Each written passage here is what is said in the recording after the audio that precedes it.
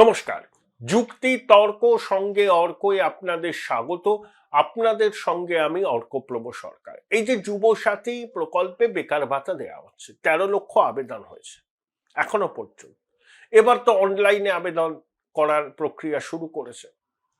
রাজ্যের এক মন্ত্রী বলেছেন, তিনি সব বিষয়ে কথা বলেন, যে দেখেছেন দিদিমণি বাংলার যুবকদের পালস কিরকম বুঝেছে। হায় রে কপাল, বাংলার যুবকদের পালস দিদিমণি বোঝেননি।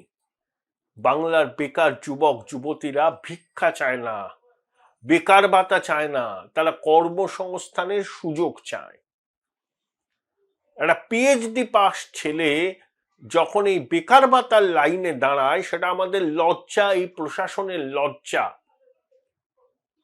কত বড় বড় তথ্য পরিসংখ্যান দেন না দিদিমণি, এত কর্মসংস্থানের সুযোগ করে দিয়েছেন। এমএসএমইতে তারা নাকি 1 নম্বর। বাস্তবটা দেখুন, নির্মম বাস্তব সামনে এসছে এই যুবসাথী প্রকল্পের মাধ্যমে। বেকার ভাতা একটা পরিসংখ্যান কি, ওই 2025 সারা ভারতবর্ষে যা প্রত্যক্ষ বিদেশি বিনিয়োগ এসছে না, পশ্চিমবঙ্গের স্থান তার মধ্যে দ্বাদশ। তাও কলকাতা কিছু পেয়েছে আর শিলিগুড়ি পেয়েছে, অন্য জায়গায় কেউ কিছু পায়নি, অন্য কোনো জেলা।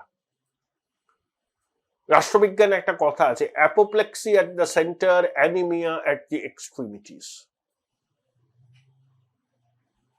কেন্দ্র রক্ত প্রাচুর্যে ভোগে, প্রান্ত রক্তাল্পতায় ভোগে। সবই তো কলকাতা কেন্দ্রিক। জেলায় জেলায় শিল্প তালুক করেছেন, ওখানে গরু ঘাস খায়, পাঁচিল দিয়ে রেখেছেন, পাঁচিলটা ছিল ভেঙে গেছে। শ্রীমতী ভয়ঙ্করী শিল্প জানেন না, তিনি জানেন শিল্প কি করে তাড়াতে হয়। একটা নির্মীয়মান কারখানাকে শুধুমাত্র ক্ষমতায় আসার জন্য যে একজন ভেঙে ফেলতে পারে, ভূভারতে তার কোনো নজির নেই। এবং শিল্পপতিরা বিন্দু মাত্র বিশ্বাস করেন না দিদিমণিকে। আমন্ত্রণ জানালে আসেন, মিষ্টি মিষ্টি কথা বলেন। ওই যে বলি না আমি, শিল্পপতিরা পশ্চিমবঙ্গে আসলে গঙ্গা দাস, দিল্লিতে গেলে যমুনা দাস। আরে বিড়লা উপাসের কারখানাটা উদ্বোধন হলো না কেন? খুব আশা ছিল দিদিমণির, হাসি মুখের ছবি দেবেন কুমার মঙ্গলম বিড়লার সঙ্গে। আরে কুমার মঙ্গলম বিড়লা তো আবার সুস্থ হয়ে গেছেন, অসুস্থ ছিলেন হয়তো, এখন তিনি সুস্থ। হবে না, ওই কারখানার উদ্বোধন হবে না। নির্বাচন মিটে গেলে, নতুন সরকার আসলে, যদি তৃণমূল সরকার আবার ফিরে আসে, তবে দেখবেন আরো অনেকদিন বাদে ওই কারখানার উদ্বোধন হবে। যদি পরিবর্তন হয়, দেখবেন নতুন সরকার শপথ গ্রহণের 1 সপ্তাহের মধ্যে ওই বিড়লা উপাসের কারখানার উদ্বোধন হবে। আর একটা কথা জেনে নিন তৃণমূলের বন্ধুরা, একটা সমাজকে আপনারা ভাতা নির্ভর করেছেন, কর্মবিমুখ করেছেন। ভোটে জিতলে পাপস্খালন হয় না। বামেরা তো অনেকবার ভোটে জিতেছে, তার জন্য কি তাদের মরিচঝাপির পাপস্খালন হবে? আনন্দমার্গীর পাপস্খালন হবে? অনিতা দেওয়ানের ঘটনার পাপস্খালন হবে? হবে না। সিঙ্গুর নন্দীগ্রাম নেতাই তো কফিনের শেষ পেরেক পুঁতেছিল। ছোটা আঙারিয়ার পাপস্খালন হবে? নেতাইয়ের পাপস্খালন হবে? নানুরের পাপস্খালন হবে? হবে না। পাপ বাপকে ছাড়ে না। তৃণমূলের বন্ধুরা জেনে রাখুন, নির্বাচনে জয় পরাজয় হয়, সেটা একদিনের খেলা।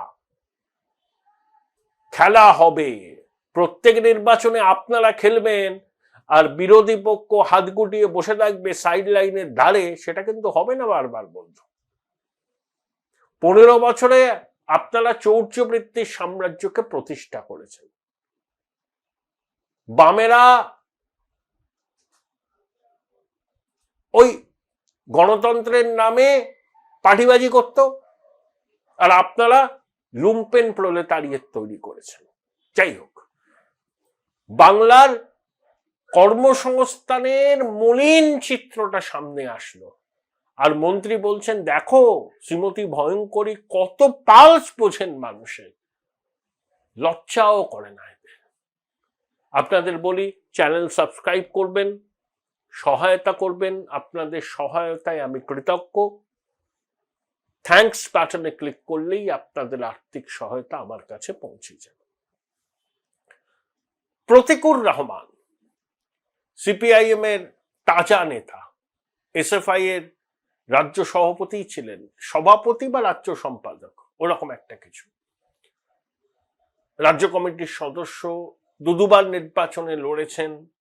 প্রতিকুর রহমান নাকি পার্টির সঙ্গে সব সম্পর্ক ছেদ করতে চান, সম্মানজনক বিচ্ছেদই চান হয়তো সৈফুদ্দিনের মতো।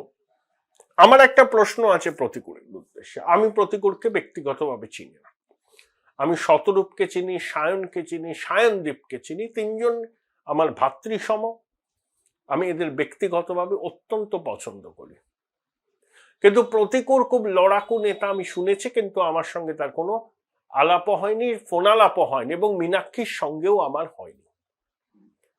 প্রতিকুর বলেছেন যে কমিউনিস্ট পার্টি করতে গেলে নীতি আদর্শ মানতে হয়। অবশ্য হয়তো প্রতিকুরের মতো আরো অনেকেই এখনো মনে করেন বিপ্লব স্পন্দিত বুকে তিনিই লেনিন, হতেই পারে, আমার কোনো তাতে আপত্তি নেই। নীতি আদর্শের বশেই রাজনীতি হয়। আমি প্রতিকুর ভাইকে শুধু একটা কথা বলি, আপনার সঙ্গে কমিউনিস্ট পার্টি সম্মানজনক বিচ্ছেদ হোক বা অন্য কিছু হোক, বা আপনি শেষ পর্যন্ত মত পরিবর্তন করে দলে থাকুন, সেটা আপনার বিষয়, কিন্তু এরপরে যদি আপনি তৃণমূলের ঝান্ডাটা ধরেন, তখন আপনার এইসব কথার কিন্তু কোনো মূল্য থাকবে না। কোন রাজনৈতিক কর্মী সে যদি মনে করে নীতি এবং আদর্শে অবিচল থাকবে, সে কখনো তৃণমূল কংগ্রেস করতে পারে না। তৃণমূল কংগ্রেসের সঙ্গে নীতি আদর্শের যোজন যোজন ফারাক। They are playing football with the ideology, brother. They are playing football with the ideology. বামপন্থীরা নীতি আদর্শের প্রশ্নে বিচ্যুতি ঘটাচ্ছে, নীতি আদর্শ ছাড়া কমিউনিস্ট পার্টি করা যায় না, আমি মানলাম, আমি এগ্রি, কিন্তু এই ধুয়ো তুলে আপনি যদি সিপিআইএম ছেড়ে তৃণমূলের ঝান্ডা ধরে দক্ষিণ 24 পরগনা থেকে নির্বাচনে লড়েন, তাহলে আপনাকে বিশুদ্ধ ধান্দাবাজ আর ভণ্ড ছাড়া আর কিছুই বলবো না। কারণ নীতি আদর্শের সঙ্গে রাজ্যের শাসক দলে ন্যূনতম সংস্রব নেই। তাদের একটাই নীতি জানেন তো, এলোমেলো করে দেমা, লুটে পুটে খাই। এখন ওর সঙ্গে শতরূপের ঝামেলা, যতদূর আমি জানি শতরূপ সেলিম বাবুর হুমায়ুনের সঙ্গে বৈঠককে সমর্থন করেছিলেন। আসলে এই তরুণ ব্রিগেড, শতরূপ 2011 ভোটে লড়েছিল, 25 বছর বয়স। আরে হারতে আর কার ভালো লাগে? সংসদীয় গণতন্ত্রে থাকবো, নির্বাচনে লড়বো, বিধানসভা লোকসভায় খাতা শূন্য থাকবে, শূন্যের গেরো কাটবে না, এটা কারুরই ভালো লাগার কথা না। আর শতরূপের একটা বিষয়কে আমি সমর্থন করি, নীতি নৈতিকতার দায়ভার কি শুধুমাত্র বামপন্থীদের নাকি? হয়তো বামপন্থীদের কাছে লোকের এক্সপেকটেশন যে তারা অন্তত নীতি নৈতিকতার বিষয়টা সামনে আসবে, কিন্তু বাস্তব রাজনীতি হচ্ছে এটাই, শূন্যের গেরো কাটাতে হলে নীতি নৈতিকতাকে আঁকড়ে থাকলে লাভ কিছু হবে না, শূন্যের গেরো কাটবে না। তাই প্রতিকূল আগামী দিনে কি করবেন সেটা তো স্পষ্ট হবে। ওদের সব রাজ্য কমিটির বৈঠক টৈঠক আছে, সবাই বলছেন দলের অভ্যন্তরের বিষয়। ঠিক আছে, আপনাদের অভ্যন্তরের বিষয় আপনারাই ঠিক করবেন, কিন্তু বঙ্গবাসী এটুকু দেখতে চায় প্রতিকূলের কাছে, তিনি কটাক্ষ করেছেন নীতি আদর্শ বিসর্জন দিয়ে কমিউনিস্ট পার্টি করা যায় না। ঠিক কথা, ঠিক কথা। আপনি তরুণ তুর্কি, আমরাও দেখবো আপনি ভবিষ্যতে কি করেন। যদি বামপন্থী রাজনীতি থেকে, মানে সিপিএম থেকে দূরে সরে গিয়ে আবার বামপন্থী রাজনীতি করেন বা কংগ্রেস করেন, কংগ্রেসের একটা নীতি আদর্শ আছে। আব্দুল সাত্তার তো গেছেন কংগ্রেস থেকে তৃণমূলে, প্রথমে বামপন্থী থেকে কংগ্রেস, তারপরে তৃণমূলে। তবে তিনি দলটলে যোগ দেননি, মুখ্যমন্ত্রীর সংখ্যালঘু দপ্তরের উপদেষ্টা। সংখ্যালঘু দপ্তরটা মুখ্যমন্ত্রী আব্দুস সাত্তারকে ছেড়ে দিয়েছেন। অনেকে বলছেন সাত্তারের হাত আছে প্রতিকুরকে তৃণমূলের ফোল্ডে নিয়ে আসায়। আমি তো এই প্রতিকুর রহমানের ভবিষ্যৎটা পদক্ষেপটা দেখতে চাই। শেষ পর্যন্ত তৃণমূলের ঝান্ডাটা ধরে কিনা। যদি ঝান্ডা না ধরে, অন্য রাজনৈতিক দল করে, সিপিএম এ থাকে, চুপচাপ থাকে, আমার কোনো অসুবিধা নেই, ওটা ব্যক্তিগত বিষয়। কিন্তু যে নীতি নৈতিকতার প্রশ্ন তুলে সরব হচ্ছে, সে যদি গিয়ে তৃণমূলের ঝান্ডা ধরে, তখন তাকে ভণ্ড বলা ছাড়া আমার কাছে আর কোনো উপায় নেই। এবার শিরোনাম দিয়েছি শাহী শুভেন্দু সাক্ষাৎ। দেখুন, বিজেপিতে অনেক নেতা আছে, কিন্তু শুভেন্দু অধিকারীর মতো পরিশ্রমী, মাটির গন্ধ চেনা নেতা বঙ্গ বিজেপিতে নেই বললেই চলে। শ্রমিকবাবু পুরনো সৈনিক, ছাত্রাবস্থা থেকে সঙ্গ বিজেপির সঙ্গে যুক্ত। প্রথমে তো জনসংঘ ছিল, সুবক্তা, পরিশীলিত ভাষায় রাজনৈতিক আক্রমণ করেন, তার মধ্যে সেই অ্যাগ্রেশন নেই। শক্তি সুনীল, রবীন্দ্রনাথ, শঙ্করবাবু, দেবব্রত বিশ্বাসী খুব স্বচ্ছন্দ। কিন্তু শ্রমিক বর্ষার জননেতা নন, সেটা শ্রমিকবাবুই জানেন। সুকান্ত মজুমদারের রাজনীতিতে হাতে করি তো বেশি দিন নয়, ওই 1 দশকও কার্যত হয়নি, কিন্তু শুভেন্দুর 30 বছর অতিক্রান্ত, তার মধ্যে বিধায়ক, সাংসদ, পুরপিতা, রাজ্যের মন্ত্রী, এইচডি এর চেয়ারম্যান, অনেক কিছু হয়েছে। এবং নন্দীগ্রাম আন্দোলন কখনোই সফল হতো না যদি অধিকারী পরিবারের সহায়তা এর পিছনে না থাকত। অমিত শাহ শুভেন্দুকে ভরসা করেন, বিশ্বাস করেন, এবং শুভেন্দুর চোখ দিয়েই কিন্তু বাংলার রাজনীতি দেখেন। নেতাজি ইন্ডোর স্টেডিয়ামে একটা কর্মী সভায় 2025-এর মাঝামাঝি অমিত শাহ বক্তৃতা দিচ্ছিলেন। শুভেন্দুর কথা যেই বললেন শুভেন্দু যখন বিধানসভায় দাঁড়িয়ে কিছু বলে, মুখ্যমন্ত্রীর পায়ের তলার মাটি কেঁপে যায়। নেতাজি ইন্ডোর স্টেডিয়াম ভর্তি বিজেপির কর্মী সমর্থকরা যেভাবে করতালি দিয়েছিলেন, শুভেন্দু শ্লাঘা বোধ করতে পারেন। এবং শুভেন্দু তো 6 বছর হলো বিজেপিতে এসছেন, কিন্তু বিজেপি সিস্টেমের সঙ্গে নিজেকে মানিয়ে নিয়েছেন। তাকে আর কেউ বলবে না যে আউটসাইডার।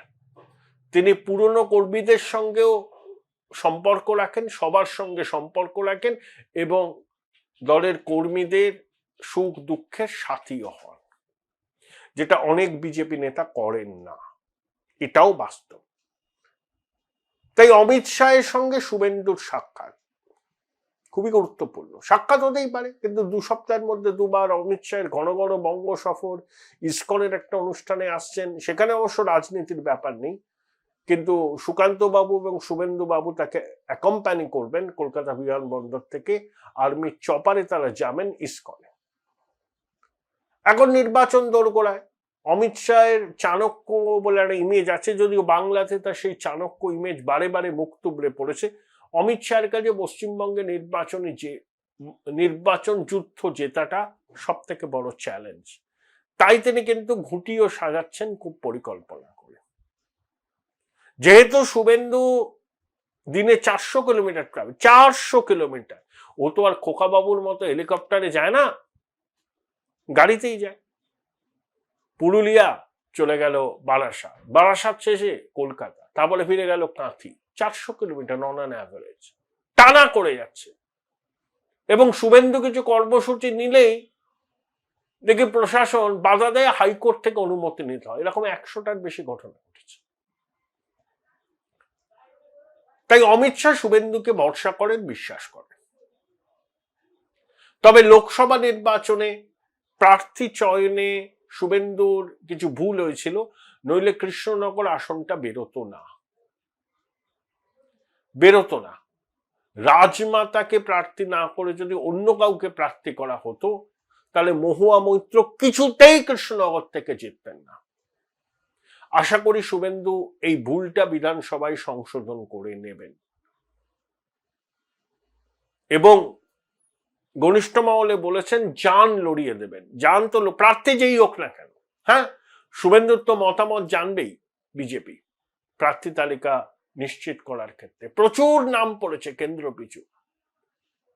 পার্টি থেকে আসছে, আইপ্যাকের মতো অ্যাসোসিয়েশন অফ ব্রিলিয়ান্ট মাইন্ডস ওরা দিচ্ছে, নানা সংঘ থেকে আসছে, সেসব ছানবিন করে একটা নামে চূড়ান্ত সিলমোহর পড়বে। তবে অনেক নির্বাচিত বিধায়ক কিন্তু টিকিট পাবেন না, কারণ তাদের কোনো জনসংযোগই করেননি। বাজার করতে গেলে কেন্দ্রীয় বাহিনীর জওয়ানদের নিয়ে যেতেন।